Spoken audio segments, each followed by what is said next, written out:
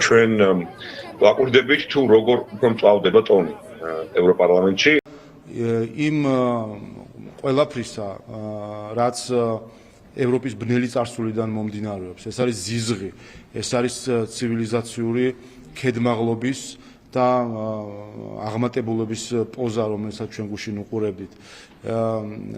ეს არის ტყუილი პროპაგანდა, დეზინფორმაცია და ეს ყველაფერი ევროპარლამენტის ტრიბუნიდან იყო გაჟღერებული. რა თქმა უნდა, ეს არის ყველაზე დიდი იმედგაცრუება და ჩვენი ევროპელი პარტნიორები, ჩვენი ევროპელი მეგობრები სულ უფრო ხმამაღლას, უფრო მკაფიოდ არ ქმნიან ყველაფერს საკუთარ სახელს და მათ უკვე რეალურად განიხილავენ იმას, რომ მოხდეს კიდევ უფრო გამკაცრება სანქციებისა და უფრო მეტად იმ ადამიანების იდენტიფიცირება, ვინც მონაწილეობას იღებს ახლა საქართველოში დემოკრატიის უკუსლაში, დემოკრატიული პროცესების ჩახშობაში, ადამიანების დევნაში. ყველას გვინდა, რომ პოზიტიური იყოს, ხო, ის სიახლეები, რაც ევროპიდან მოდის ჩვენს ქვეყანასთან მიმართებაში.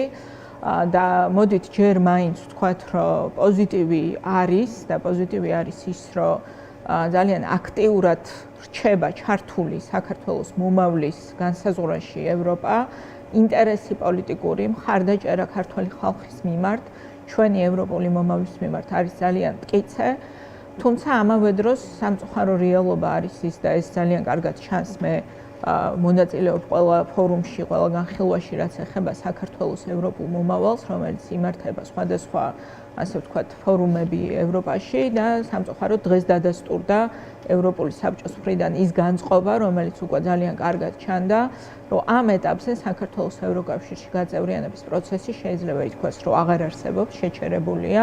ჩვენ მხოლოდ ნომინალურად ვრჩებით, კანდიდატი ქვეყნის სტატუსი ნომინალურად ვრჩება.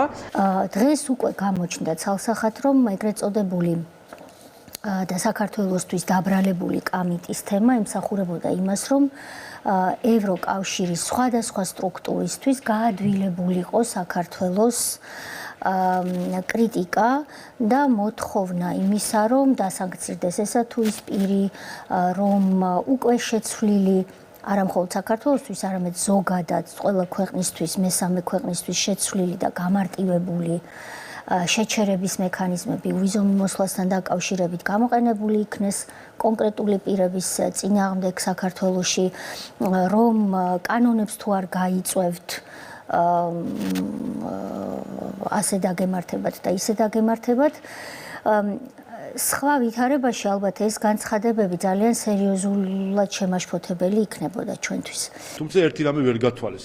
მათ იფიქრეს, რომ BBC-ს რეპორტაჟზე იქნებოდა უბრალოდ რაღაც სიტყვიერი საუბარი და სიამოვნებაში გამოძიება არ ჩატარდებოდა და ეს ტექსტები, რაც გუშინ მოვისმინეთ, ეს არის ტექსტები გამზადებული იმისთვის, რომ არ არის ჩატარებული გამოძიება, არაფერი არ ხდება საქართველოში და ახლა მოუწოდებენ და ეჭვები არსებობს კამიტზე, მოუწოდებთ გამოძიებას და ასე შემდეგ. თუმცა ეს ტექსტები წინასწარ დაწერილი აცდა კვლავ რეალობას, არაადეკვატური იყო, ამიტომაც ვინაიდან ჩატარდა გამოძიება, ყველაფერი გამჭვირვალედ გაკეთდა, ყველა კითხვას პასუხი გაეცა, მათ შორის პრემიერ-მინისტრმა თქვა, თუ კი რომელიმე რელევანტურ საერთაშორისო ინსტიტუციას აქვს რაიმე კითხვა, აგერ არის ხელისუფლება, აგერ არიან სამართალდამცავი ორგანოები, მზარდ ვართ ნებისმიერი ინფორმაციაში ჩავახედოთ, ვაჩვენოთ და განვმარტოთ. ჩვენ მიგვაჩნია, რომ გამოძიება, საერთაშორისო გამოძიება ამაზე უნდა შედგეს, რომ ამ გამოძიების წარმართავი შეიძლება იყოს სწორედ ქიმიური იარაღის აკრძალვის ორგანიზაცია, რომელსაც აქვს მანდატი მსგავსი გამოძიების ჩატარების და ძალიან მნიშვნელოვანია, რომ დღეს ჩვენ მოვისმინეთ, რომ მთელი ფაქტიურად ევროპული პოლიტიკური სპექტრი თანხმდება იმაზე, რომ ეს არის საერთაშორისო გამოძიების საგანი უნდა გახდეს.